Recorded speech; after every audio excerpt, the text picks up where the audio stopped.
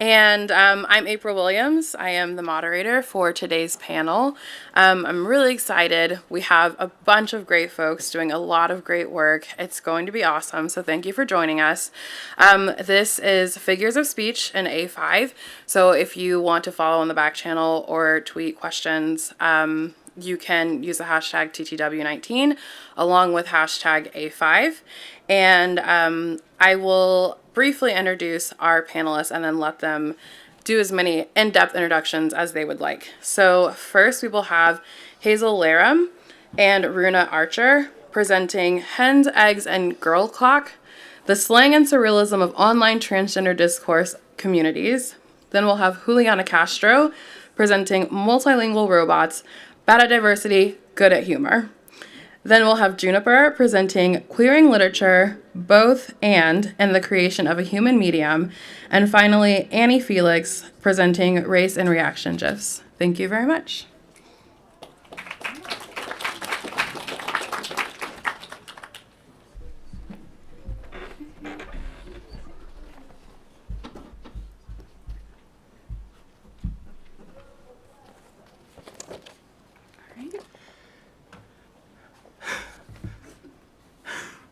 Hello.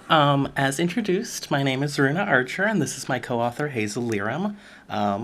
We're speaking about Hens, Eggs, and Girlcock. Before we start, just to introduce myself, I'm a nuclear engineering major at Rensselaer Polytechnic Institute, but I'm also an expert trans girl.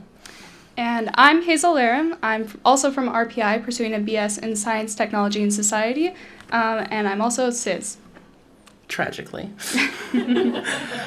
Our talk today is going to focus on the memes that have been mostly produced and embraced by the trans feminine community, and we'll explore the work that those memes do for my community. Our research was comprised mostly of cruising the internet for these primary source memes on platforms such as Tumblr, Reddit, Discord, Twitter, and then contextualizing these memes within my own experience as being a trans girl completely immersed within internet communities for the past 5 years or so. All right, so before we narrow down our analysis to the transgender community, we first want to acknowledge the great body of literature surrounding internet memes and their connection/reflection of the Surrealist and Dadaist movements. Bradley Wiggins in particular has done good work exploring this topic, and we're sure it's something that you're at least a little familiar with here at Theorizing the Web. But in case you need a refresher, here are some basic dates and traits associated with these art movements. So in short, the original Dada movement was a reaction against the horrors of the First World War and a rebellion against media and art itself, characterizing itself as anti-aesthetic, anti-rational, and anti-idealistic. And as seen here in a classic piece by Salvador Dali, who is not himself part of the Dada movement but heavily influenced by it, these works focus largely on creating grotesque, dreamlike landscapes and scenarios seemingly devoid of meaning. It was not uncommon for these works to take on a collage-like appearance or to prominently feature pain or violence. They are bottom line, provocative, and disturbing.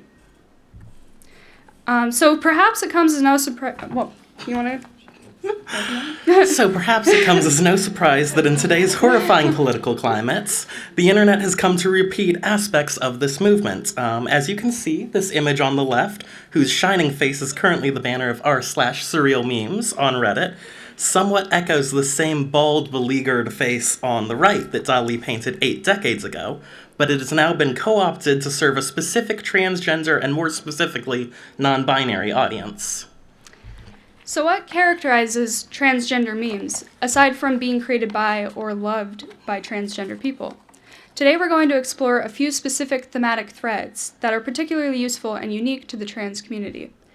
The first is the focus on the destruction of the self, broken into destruction of the physical form and a reinvention of identity. And a quick note on this before we move forward, we just want to emphasize that this type of humor is in no way related to self-harm. Suicide and self-harm are tragically prevalent in the community and from the hardships we endure, but what we're talking about here is specifically reframing the body as separate from identity. It's an idea of self-destruction as a form of reinvention and rebirth. It's permission to undergo the medical, performative, and identity transformations that often categorize just some of the many transgender experiences.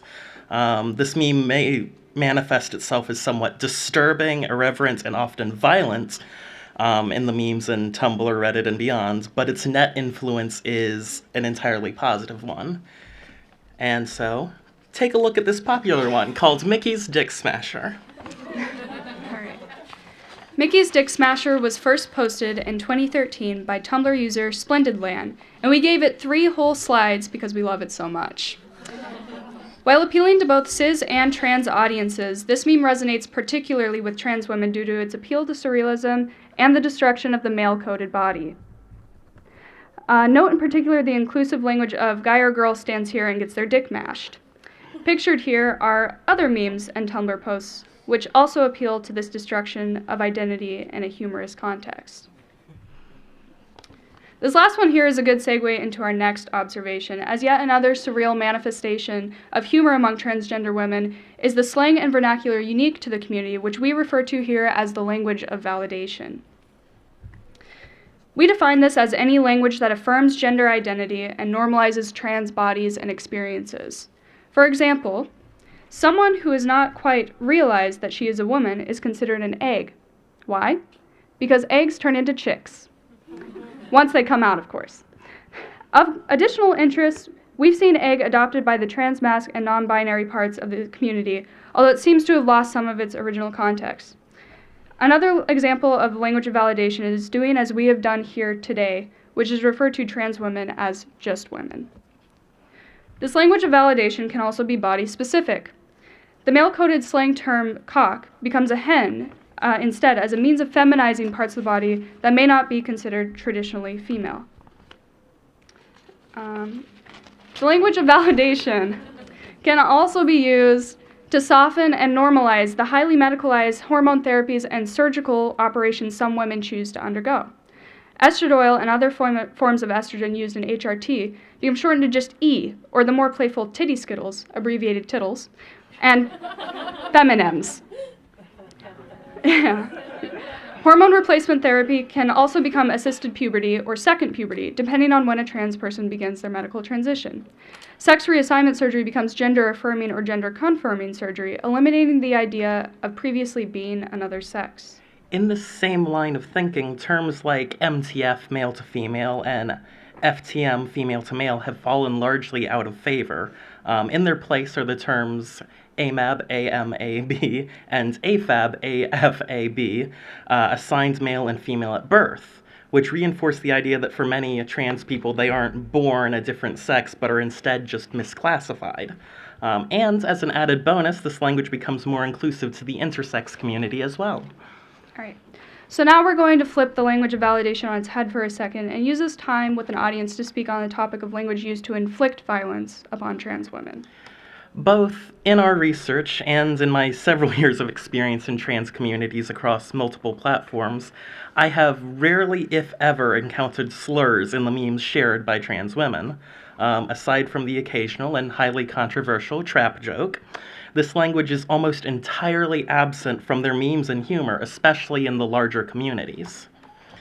So why is it that the trans community is hesitant to reclaim these slurs, especially at a time when many communities are choosing to, most notably the ongoing discussion of reclaiming queer in recent years? And the key may be in the fact that a simple Google search for trans or transgender memes, or even specific terms like HRT or SRS memes, returns more transphobic jokes than memes made by or for actual trans people.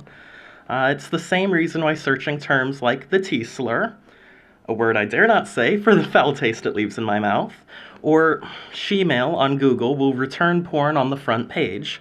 These terms are all still actively used to fetishize, dehumanize, and sell trans bodies. As long as these words are still actively used as tools of oppression, they cannot be reclaimed, in memes or just in general. And it all comes down to commodification. Trans women have become alienated from the mainstream drag community, their own community, founded as a means of self-expression, as they've been repackaged to appeal to a cisgender, transphobic audience. Shows like RuPaul's Drag Race, pictured here, exist to appeal to an audience of primarily cis, white, straight women. Additionally, those trans men who find themselves pushed into sex work are forced to market themselves with the very slurs that exist to dehumanize them, or else risk starvation and homelessness. However, there are times that the trans community has also co-opted and reclaimed things originally meant to hurt them. A perfect example of this, as well as my personal favorite meme, is the Down with Cis bus.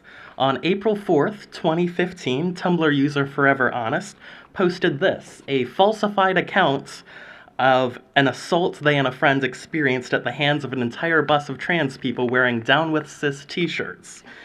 While the original intent of this post is somewhat impossible to discern, and there are a vocal minority that assert that this post was satire, what matters most is how it was received, and to much of the cis community, especially self-proclaimed allies, they took this post at face value and often rescinded their support or condemned the trans community for their actions.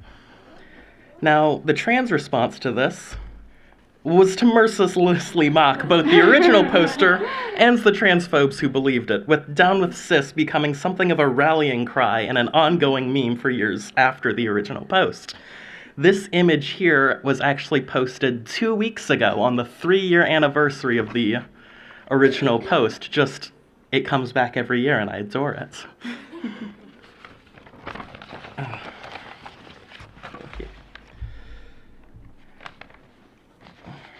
The trans community was able to appropriate this due to the inherent absurdity.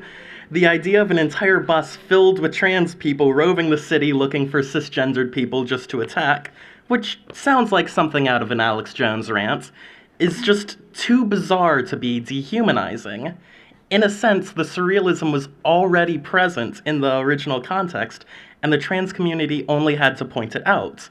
This meme as well, everything stated in it is factual, but the manner in which it's presented highlights the inherent surrealism, much like the Dadaists of the early 20th century. And that brings us to our findings, which are that Surrealist and Dadaist memes contribute to the separation of the body, gender, and self, and that slang and trans-specific humor contribute to the affirmation and normalization of trans bodies and experiences. And it is for these reasons that the internet is an invaluable resource for the trans community, as it serves as an emotional support web, a creative incubator, and a land where the lingua franca is the language of validation.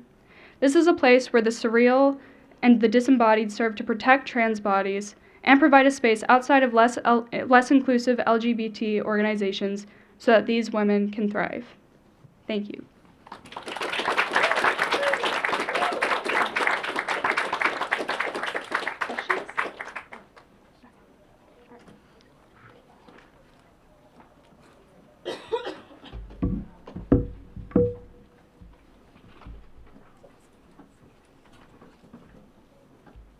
Oh, that's the last side, right?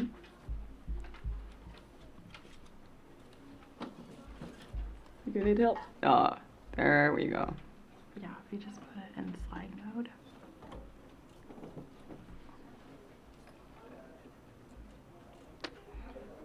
Slideshow. Nope. There it is. And then I won't know when I'm clicking. Oh, wait a minute. Where did it go? Hmm. I'm seeing it here. Yeah.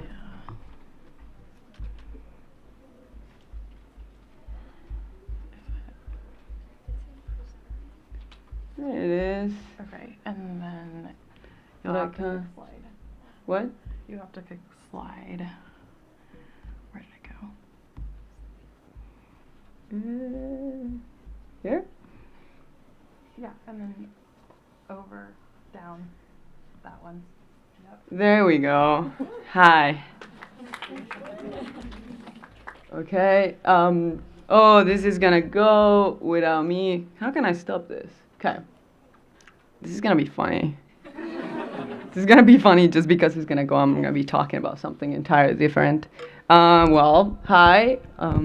I'm going to be talking about translation machines, and I'm going to be talking a little bit about why they are terrible, but also why that's quite funny, as we saw.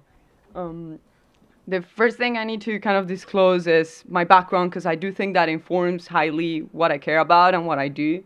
I'm a designer at Access Now. Access Now is a global nonprofit of human rights online. We care. We try to make the internet a less scary space, which I do think we all do here. And I work in the advocacy team, so we mainly, again, just like advocate for things to be better online and better with all the technology nowadays. We also run a human rights and technology conference that this year is in Tunis. I also started CETA Press, which is a publishing press that revisits all literature through the lenses of graphic design and technology. So I do care a lot about maintenance and repair and feminism. And today we're going to kind of be circling around artificial intelligence, data bias, language and slang too, and a little bit of queer culture and gender. The first thing I need to disclosure is that robots is actually an inaccurate term, because robots are, by definition, things that have a body, but language is inaccurate, and yet it is humankind's most impressive invention. Language is allowing us to be here, but it's also allowing us to laugh and understand things that otherwise we wouldn't. So I want to point at what are those things that escape technology? What are those instances in which language is absolutely out of touch for technology? And particularly, why is technology so English-centered? And to talk about that, I'm going to go to kind of a personal story. Many years ago, I was trying to find a copy of Dykes to Watch Out For, which is a very important kind of milestone lesbian comic strip. And I wanted to find it in Spanish. I'm originally from Colombia, so I was like, okay. I actually just went to the library, but if I were to be living now, if I was a baby Dyke nowadays, I would probably go to Google Translate and try to understand how is it that you translate that. And if you are familiar at all with Spanish, you will know that a tener en cuenta means to take into account, and dique does not mean dyke. This is what dique means. I do not look like that. And I'm not gonna be kind of pointing at all the instances in which this is representative of lesbian culture at all, or at all, like, why is it that Google does to index these images? But if we do the exercise the other way around, this is a Spanish translation, and when I mean a Spanish translation, I mean Spanish from Spain, which is different to, in slang terms particularly, very different to the slang that we use in different places in Latin America. So, unas bollos de cuidado, which is kind of, the translation they chose to represent that title for every single speaking person that was interested in kind of like identifying with this. And I was like, I don't know what a bojo is, or I know what a bojo is, but I have a very different idea. I do not look like that either. And if you go to the one in the right is the Colombian bojo, which is a particular type of thing you eat in the coast part, but also bojo, depending on the context, can mean a piece of shit. So this is very problematic. And this is very problematic. It's very funny, but it's very problematic, especially when you are looking for terms to identify, when you're looking for terms that talk to other people and exist in literature, but do not exist in the same language and are not translated in the circles that you encounter. Your friends do not know about that. Your friends do not call each other bojo, not even for, like, it does not happen. So if we use another example, if we go to the word queer again, this is Google Translate, it will tell us that queer is raro. If you know Spanish, you will know that raro is both not exactly queer, there's nothing gay in raro, well, maybe. But it's also the masculinized adjective to say that something is weird. And if you do the exercise the other way around, if you pick raro and you set all the list of things that it can translate in English, very, very, very, very low down you will find queerish, which is, not, it's like kind of queer, not even. Slang is very hard to translate. We've saw it before. Slang is very hard to translate. Idioms do not work for everybody, and that is part of why language is so powerful and interesting. But AI problems are not new. Translation problems are not new to technology. They have always happened. It has always been very hard to translate things. For example, the Parent Trap was translated in Spanish into "You to London, no, me to California," and in French to "The Four of Us." So at least we know that some people in California met and like made that decision, but with things that happened through technology, we don't know exactly who to blame. Another example of this is that if you use the general, so in Spanish and in many other languages that are gender, the general way, the quote-unquote all-encompassing way of talking about people is a masculine plural way of talking about people. So if you say niños, niños means boys, niñas means girls, but if you go to translate it, los niños means children and las niñas means girls. That is boys, and the masculine version of it all encompasses everybody, but the all-female version of it doesn't. And this is something that is embedded in language. This is a problem that is not a technology problem. I was like, okay, maybe then all the adjectives are going to be translated as the default masculine. This is we don't like this in Spanish, but this is the way it is. It's the way it's been for many, many centuries. But then since machines have started using big data, statistical data to do these translations, they have not only used the bias embedded in the language itself, in particular in the default masculine gender, but have started using the bias embedded in the data that we humans create. So if we tell the translation to translate what the boss is, the boss in Spanish is the masculine, the male boss, el jefe. So el is the masculine article, and la is the feminine article.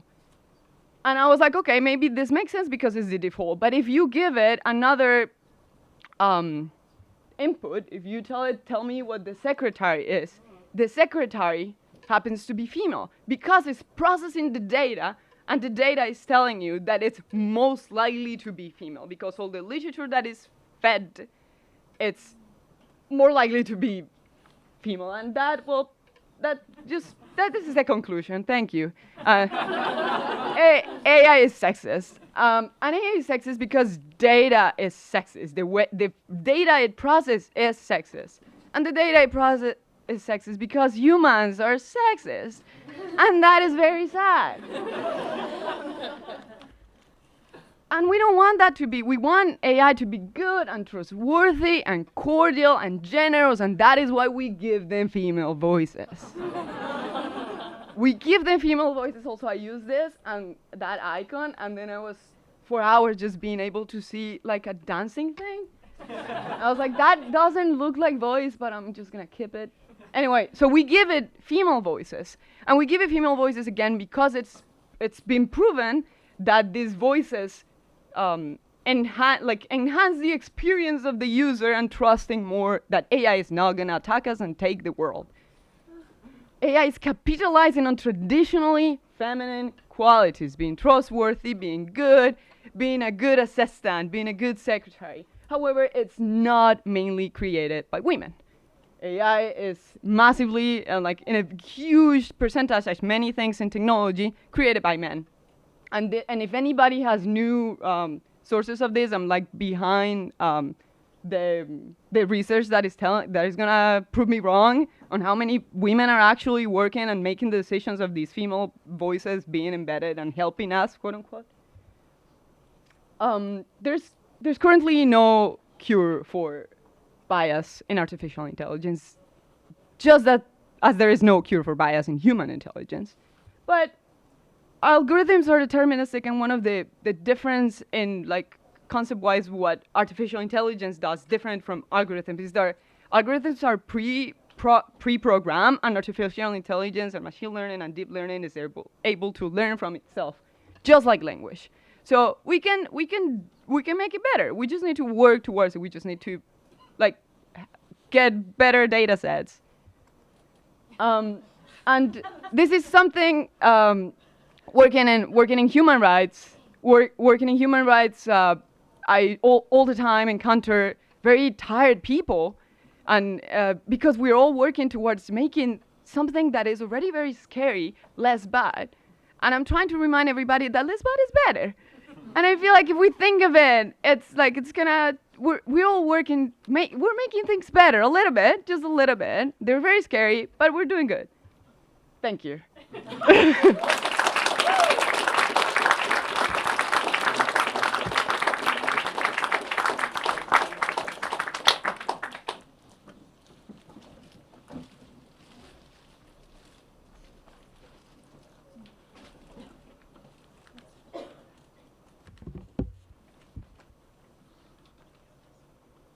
Oh, great.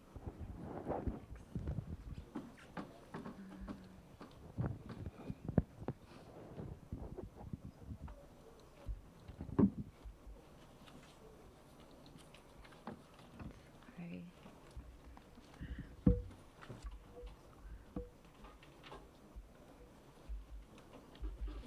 Oh no.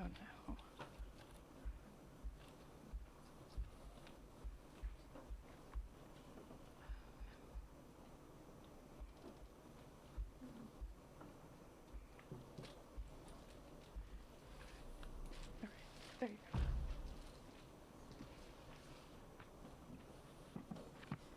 Okay. Hi, my name is Juniper, and I'll be presenting on queer time and digital narratives. I'm a queer writer interested in queer literature, so that's going to be my approach.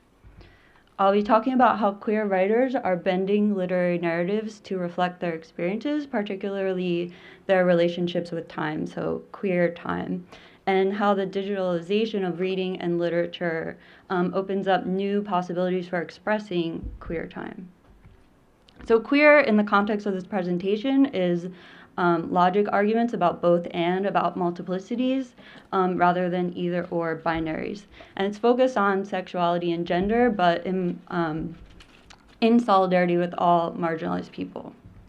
So the thread in this presentation is going to be queer time, and queer time, as defined by Jack Halberstam, is strange temporalities, imaginative life schedules, and eccentric economic practices.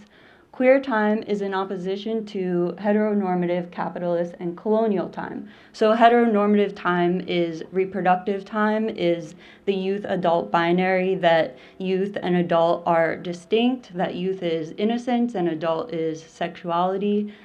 Capitalist time is time is money, is about reproduction, and colonial time, that white societies are advanced and that other societies are backward in time. And these are related in their normalization of stability and progress as being desirable, and that everything else is either inferior, immature, confusing, or even dangerous. Queering time in literature is really not just about queer content, it's about subverting the medium of text-based storytelling. And we can do that through narratives. Narratives are how we tell a story. So normative narratives are linear. They have a beginning, a middle, and an end, and they expect emotional resolution. Whereas queer narratives allow for nonlinearity, disjointedness. So this memoir by Lydia Yuknovich is told, for example, thematically instead of in chronological order, as memoirs have traditionally been. It also embraces ambiguity and recursiveness or cyclicalness. And what's at stake here is not just about how we tell stories, and it's not even just about representing queer experiences and queer lives. It's about how we understand reality. So the philosopher Michel Foucault, he said that if we think the history of morality was linear, then we will believe that we arrived at the present through intentional choices. And we'll believe that, capitalism is the best, system that we could come up with to date. So we need to understand how to read and make sense of nonlinear and decentralized narratives so that we can develop counter histories and we can see new ways of understanding history and imagine new futures.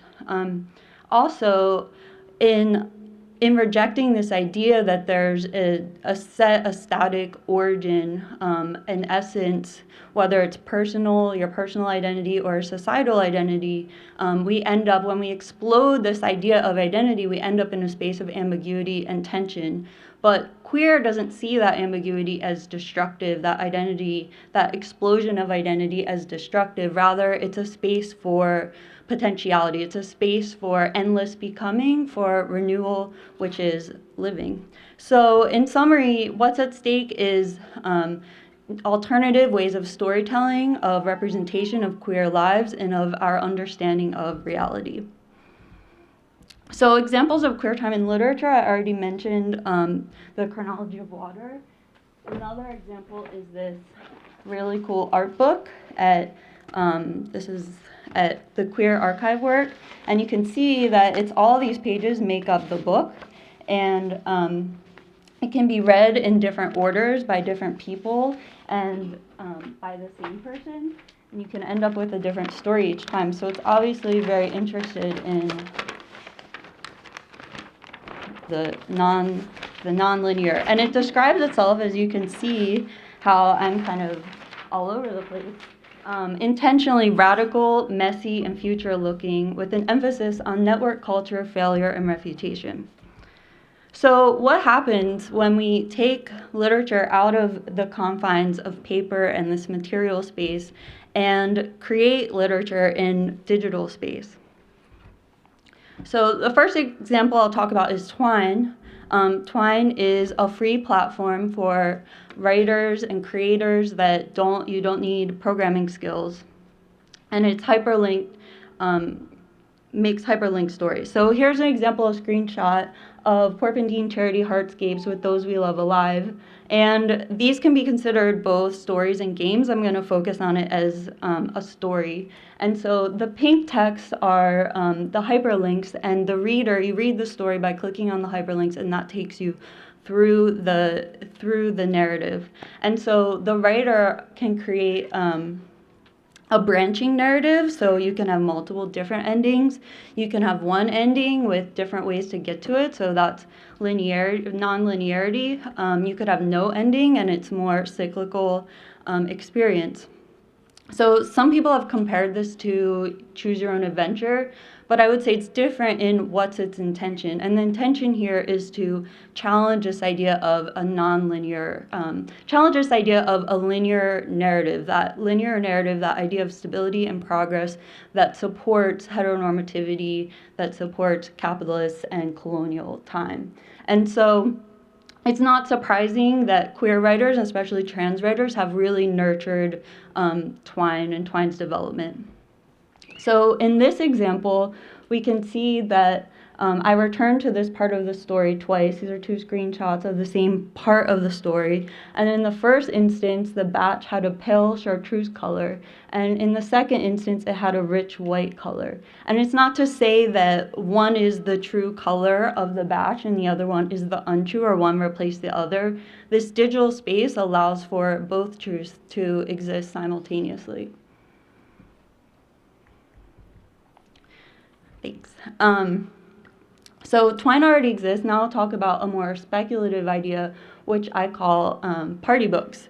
And party books are like wiki books, which already do exist, except party books don't exist to write towards an end. Or it's like a wiki book in that it can be edited collectively by people who are part of this party or this shared experience. And they can be edited over time. There isn't a static version of the book. party books aren't written towards in order to be finished or completed. They're not written to make the best version of the book or the most authentic version of the book or the most contemporary version of the book. They're really written to explore different iterations of the same story. So how do party books build on what's being done in Twine? Twine allows us to play with time within the story. It allows us to play with chronology and the way that the narrative, which is the way that a story is told in order to express its meaning. But there's also time outside of the story. There's the time that the reader is experiencing as they're reading, and there's also the historical context. And party books allow us to play with that. So in Twine, there's still generally this distinction between the writer and the reader. And even though the reader is interacting with the writer, their timed experience is still within the confines of how the writer is defining it. But in party books, we break down that distinction.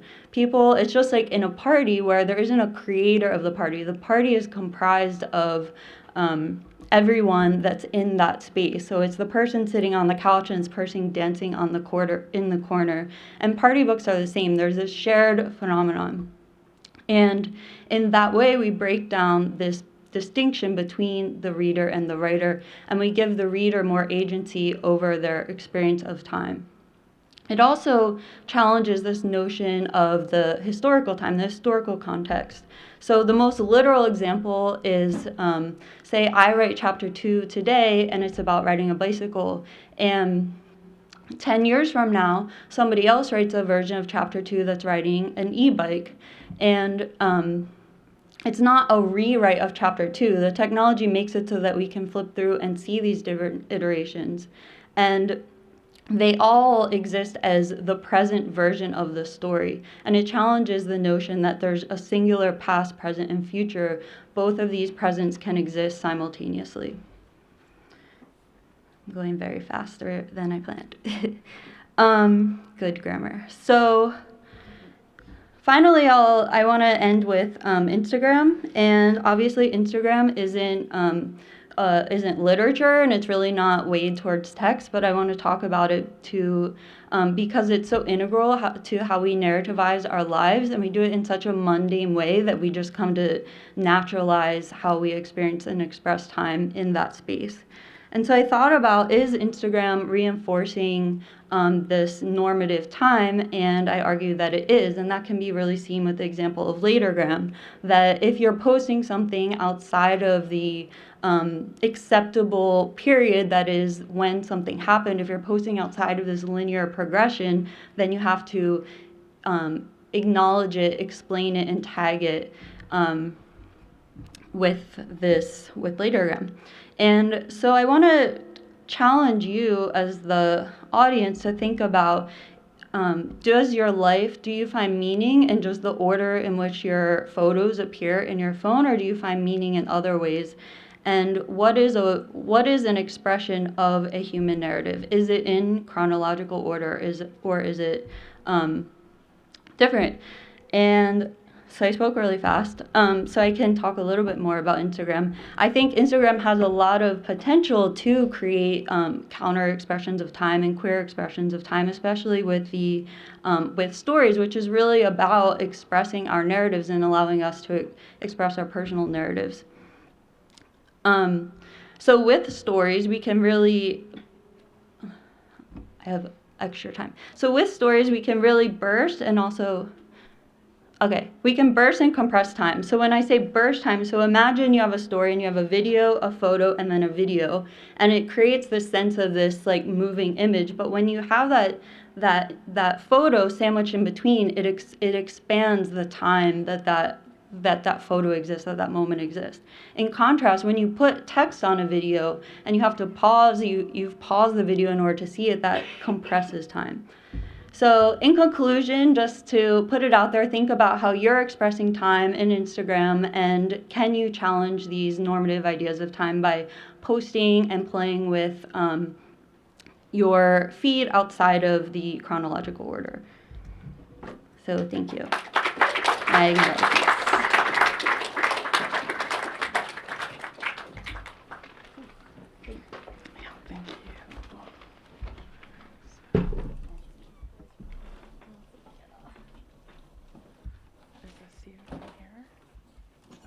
No, it's like in downloads.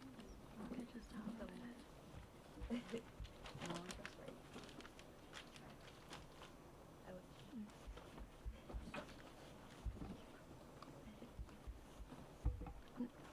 Well, that's them. It's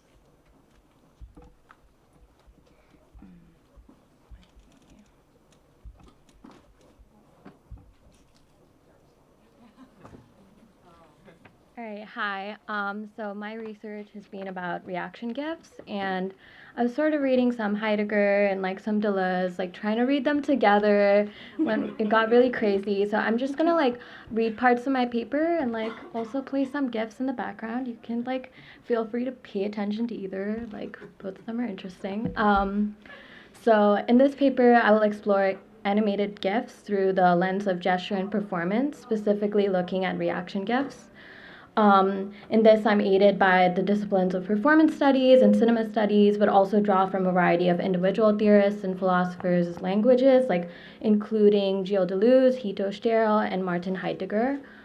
The reaction GIF, as it has traversed from different forms of analysis in my study, has been ambivalent, accelerating in many different potentialities in such a way that this paper can only like trace different vectors of thought. So like I'm gonna like bring together like different ways that I've been thinking about GIFs. So like I've been thinking of reaction GIFs as like affective intensities, like spaces where like animated GIFs can like repeatedly produce like one affect and like intensify it. I'm also thinking about like the actual form of the GIF and like the digital file format itself. So like it kind of like goes all over the place. So defining the reaction GIF. The archetype of the reaction GIF is an infinitely looping animation of a body performing an exaggerated emotion, a singular gesture of anger, joy, annoyance, etc.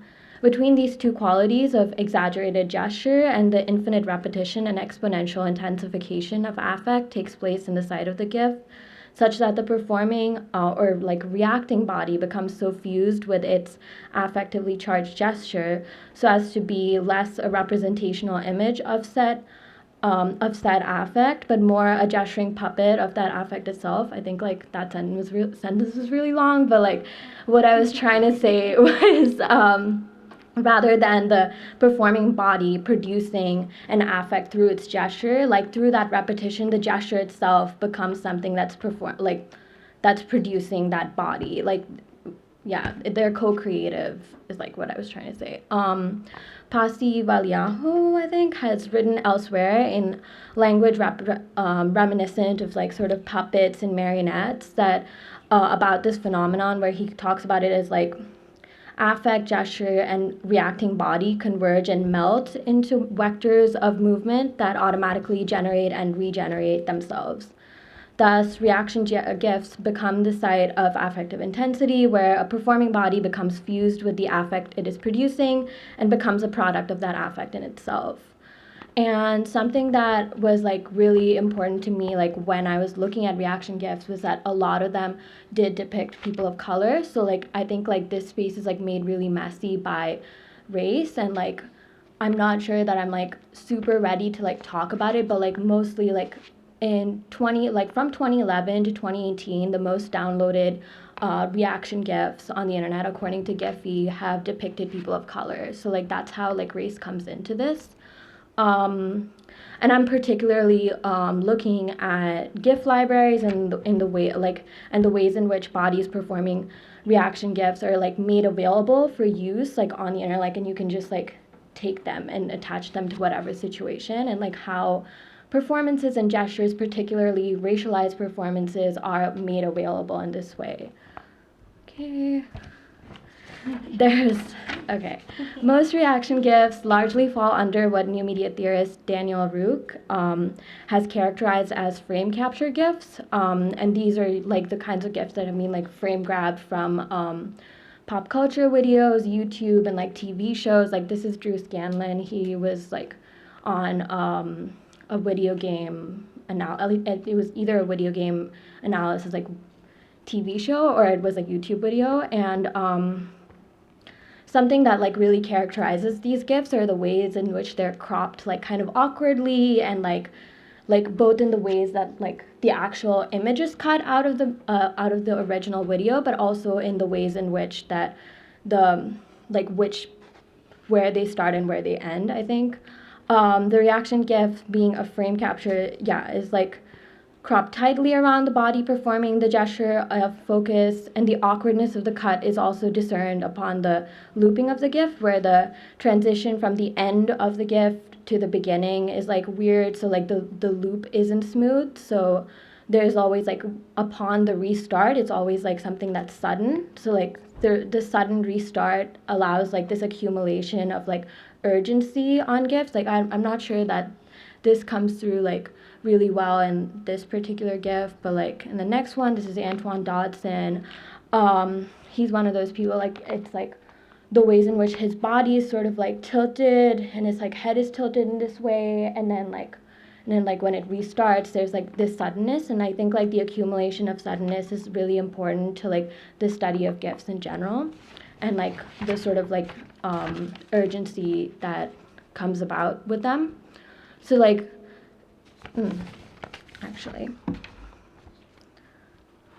okay, yeah, additionally, because GIFs often support a lower frame rate than video file formats, when they're converted from digital video to GIFs, like they also lose a lot of frames, so like that also makes them a little bit more jerky. So in addition to the way like fact that they're like looped weirdly and there's like a kind of cut when they loop, there's also like the fact that in the very conversion from video to GIF, there's like a lot of frames that are lost, and like it makes their animation really jerky, and that's the way that I'm like specifically understanding GIFs, because like the type of jerkiness of like movement or gesture is what I'm defining as digital puppetry, because like the bodies that are performing these gestures are often they look like puppets and they affect this like puppetry, and I get this from Sian Nai's book Ugly Feelings. She has this essay on animatedness, which was like really important for me because she's also thinking about like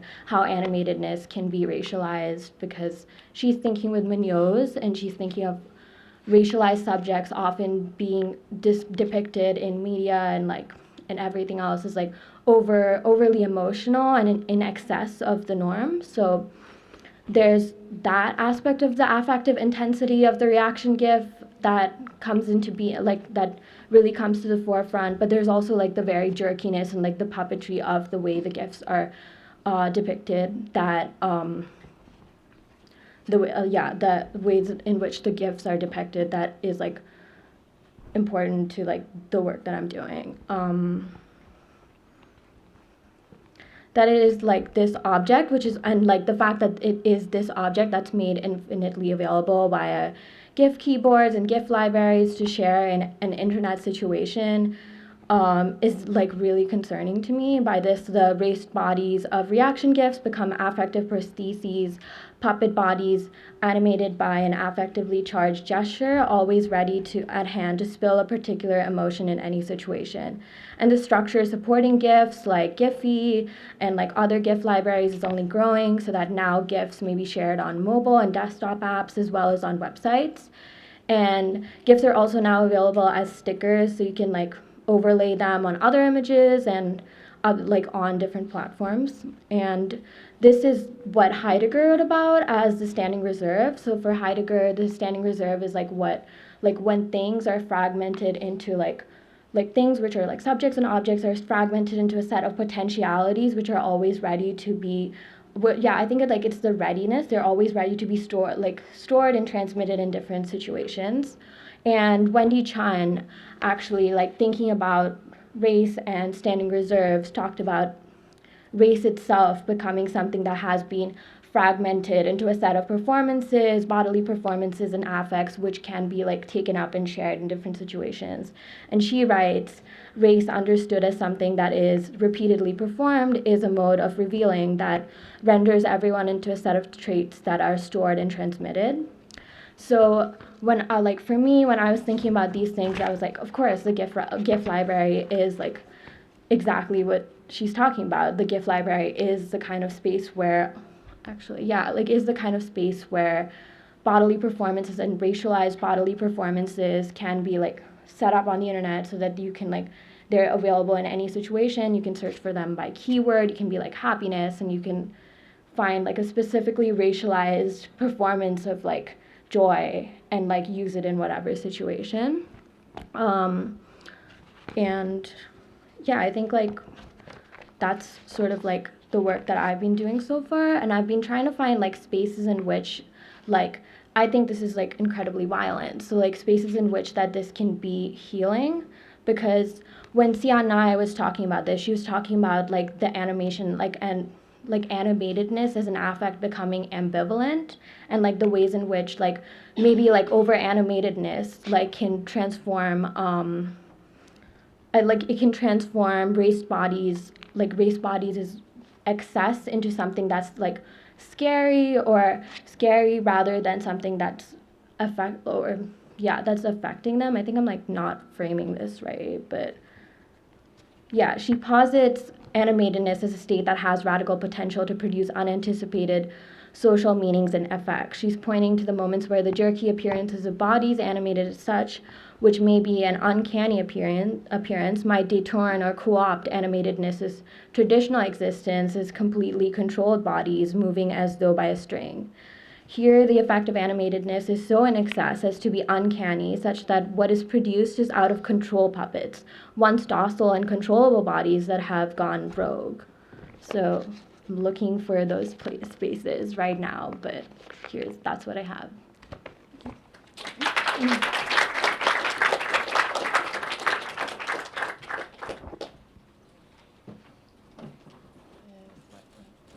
Whitney.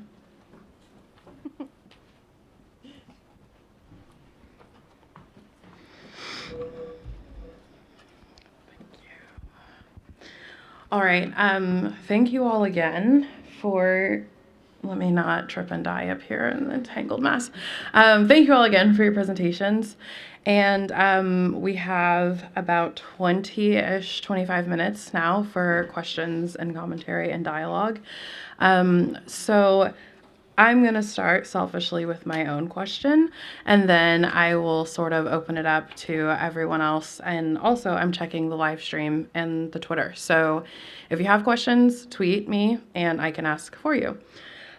So all of your presentations sort of touched on this idea that we can sort of queer or subvert normativity in some way using language, and then also touching on identity. What would you say to people who sort of are of the camp of the master's tools, using the master's tools to sort of dismantle the master's house, right? So as people who are studying the internet and the various ways that we can subvert and resist, how do we do that if we want to sort of reject the tools that are already there? Oh, also, please come up here so everyone can. Sorry about that. I was like, wait, why are they sitting? And please use the mic when you're responding so everybody can hear you. Thank you.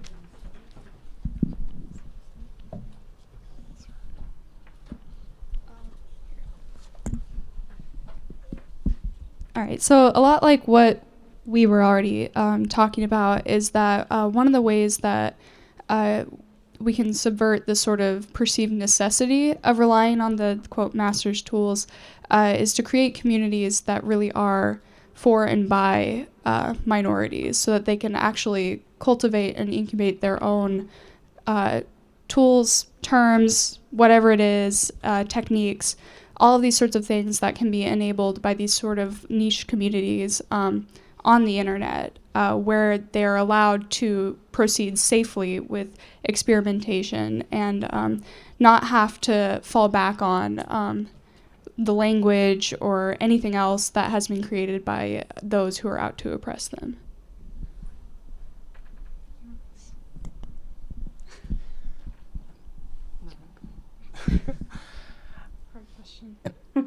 It is. It's a difficult question.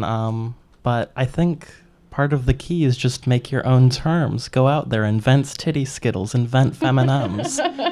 But also to agree, I think it's important to sort of appropriate the master's tools and reinvent them. There's a lot of power in that. Just when referring specifically to trans women, only say women, you know? Another important thing is to remember not to co-opt from other communities that it may not be appropriate for. For example, a lot of the LGBT community likes to appropriate AAVE, which a lot of people have taken issue with. So that's another thing, is to make sure that if you are using a language that does not originate from your own community, that it is being done in a respectful way, and also just a way that acknowledges its sources. I just generally think that a good exercise to just like entering the master's house is just pointing at things. Be like, oh, look, that is very problematic. Sometimes I often don't know exactly what that entails on how to change it, but if we all look at it, maybe someone will be like, oh, let's do this. So I feel like the more we share it, the more these spaces happen, and the more we learn about other people pointing at things and finding things that are problematic or funny or good, we can better together understand how to change or enhance or, I guess, celebrate those that are not bad. I would add is this working? I don't know.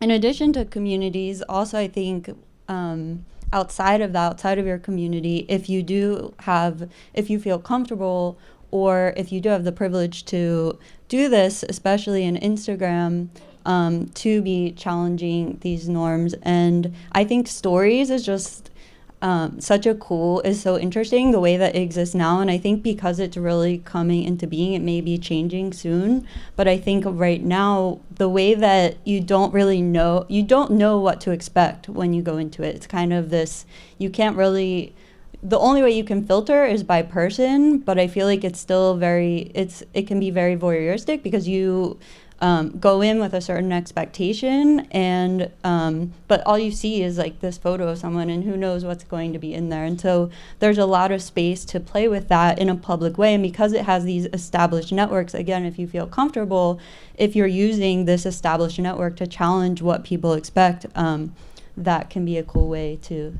play with people.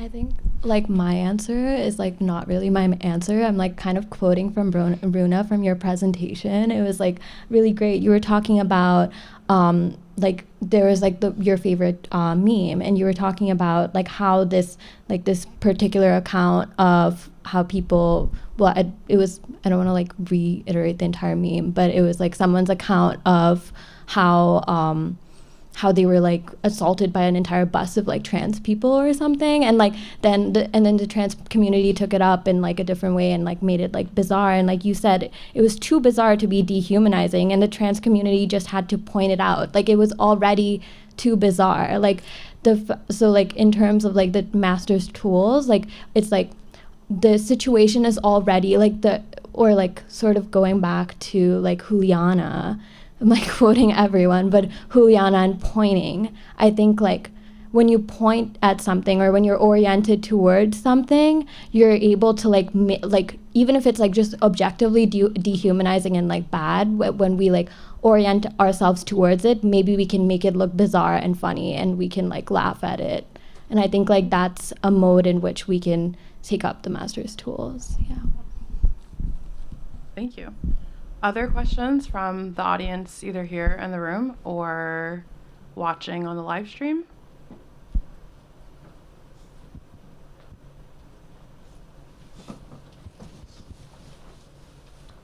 Hi, thanks everyone. My question's for Juniper.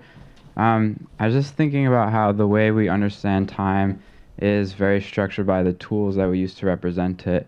So whether it's like, the Gregorian calendar or a timeline or a pocket watch or whatever we have at the moment, it influences how we think about time. And I'm curious if in your research you've encountered any sort of novel or weird or queer ways of representing time that challenge some of the traditional like design tools we've used to do that.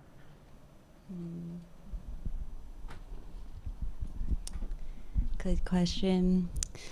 I think a lot of what to reference, for example, by Halberstam, is subcultures and how subcultures are organized differently. So, for example,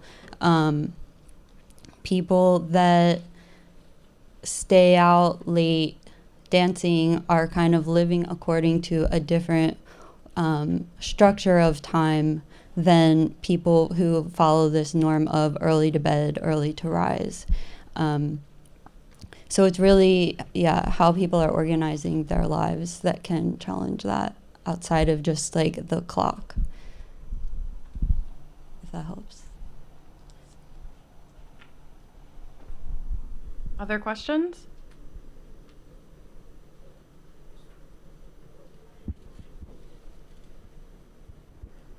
I have a kind of follow-up question to that, which is that in a lot of social media feeds right now, we're seeing algorithms rearranging the order of posts to, in order of popularity or some, opaque algorithmic, idea of what's good. And is that, how problematic is that? Is that a sort of an interesting start in a way to go about, queering what we see on social media? And, any suggestions for, I guess, like, for all of you guys, any suggestions for making what we see or how we interact with social media and these kinds of images, like, more queer friendly? So just to start, I think I think that reorganizing and rearranging can have potential to challenge what we think is how we should, again, narrativize our life, how we should find meaning in how people are living. But I think it should come with agency, that you should have control over the order that your photos are displayed. So, for example, with Tinder, you can either have this algorithm put forth your most popular image first, or you can turn that off and control the narrative of how you're presenting yourself. So I think that's important.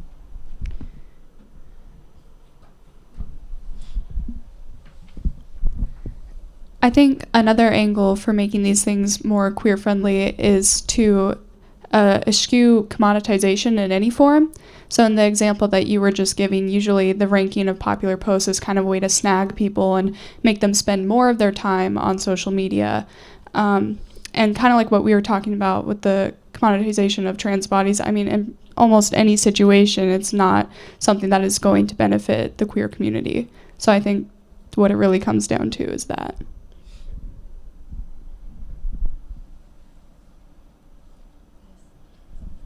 One other thing. One thing I do think is interesting with our photos is just if they do, like, the photos in our photo library, if they were presented in alternative ways, I think can help us get perspective on other ways of making meaning about our photos. And not just like zooming in, like, here's a day that was like October 2nd, 2016, and then presenting that day. But if there's some other kinds of ways of presenting our photos outside of the chronological order, there is potential in that. Again, but also not for the purpose of commodification or the most popular, but just for other purposes that I don't know what they would be, but you can imagine. I think that's a question that everybody's thinking about. That'd be amazing to have a concrete answer for that. But I think that just existing out loud, it's a lot, and not everybody gets the privilege to do that.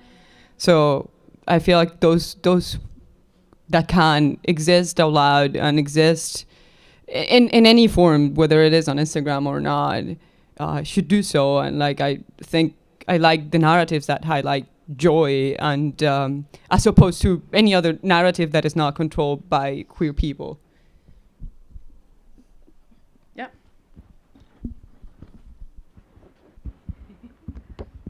So I think like a lot of the things you're talking about, all of you kind of have this open source feeling of like audience participation and people uploading things online, but translation seems to be a little bit more niche. You've got these AI things that are most accessible to us. Do you think that there's this same kind of crowdsourced way of translating that you experience with like memes or like interactive literature?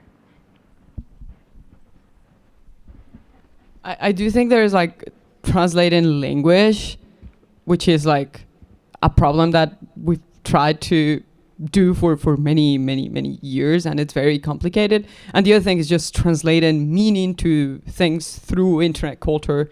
I feel like that's the one that we all share here in terms of just talking about memes and talking about like reappropriating images on the internet and like putting them, like giving them another meaning.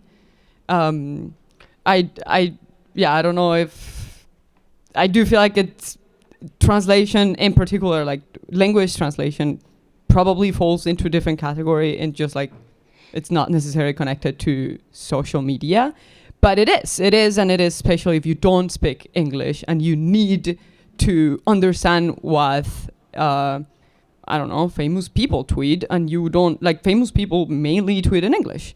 If you don't speak English, you use the tools, and the tools may give you a very rare, like complicated representation of that thing. So that is, there is a huge form of exclusion, and in the way those things are connected with like our social medias every day and performativity and all of that. I do think it's mainly about those that do not have like the bridge to just compare. We are here comparing and understanding and like laughing about it, but the problematic thing happens when you don't have the choice and you just get whatever it gives you and you try to make meaning out of it. So yeah, I feel like it's complicated to talk about it because I do speak English. I would like a person that doesn't to do that, to talk about that, but then I'll have to translate it. Or someone will have to translate it. And I feel like that's the whole problem and like interesting part of it. It relates on there's something that would always be missing, I think. I'm not sure if that answered your question, but I'm interested.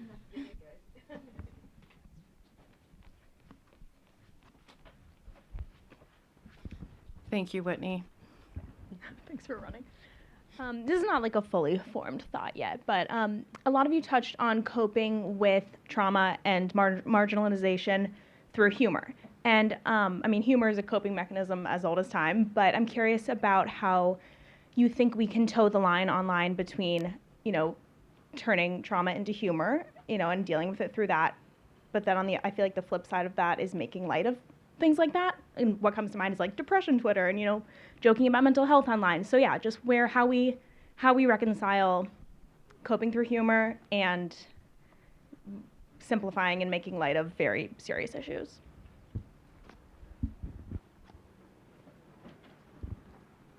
And can I actually add a follow-up to that as sort of like to broaden the question, I guess? I guess so. Hazel and Runa, you all were talking about how like humor sort of, hang on, now I have to look at my notes because I forgot. There we go. Okay, slang and humor contribute to affirmation and normalization for trans bodies and experiences. And I'm sort of wondering along the same lines as what happens when it doesn't, right? So what happens when it actually harms the community, when people on the outside of the community are also using slang and humor to sort of like undermine that work there. So like, how do you orient yourself around that in your research?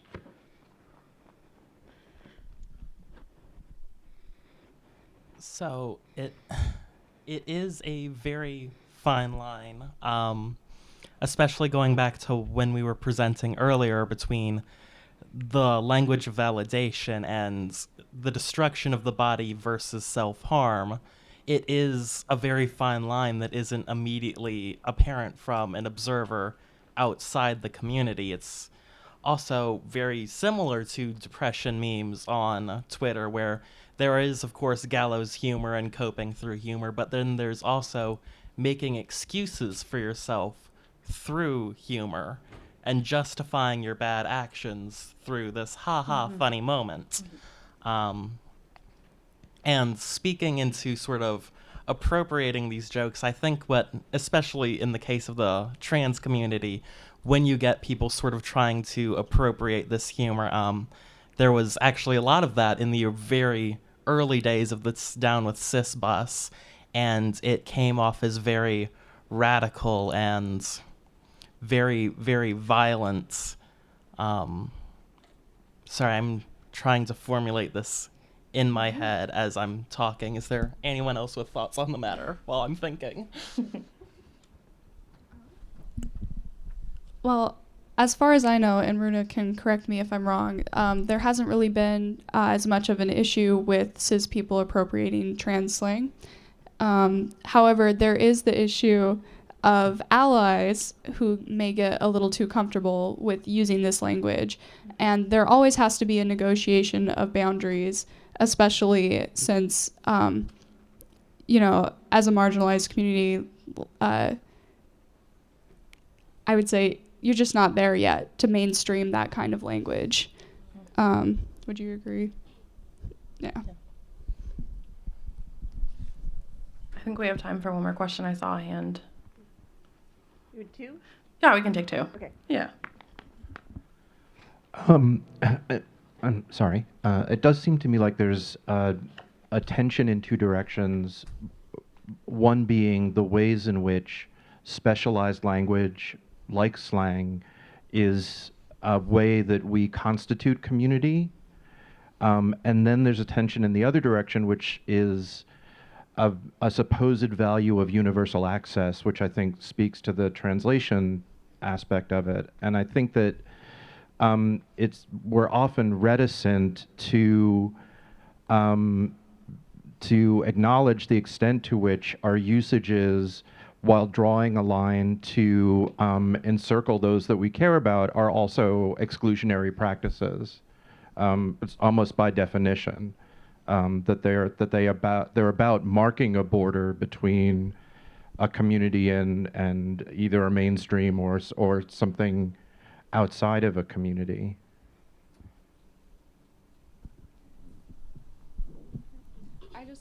I'd be curious to hear Annie speak on this one specifically about like the use of mostly white people using the like racialized GIFs repeatedly.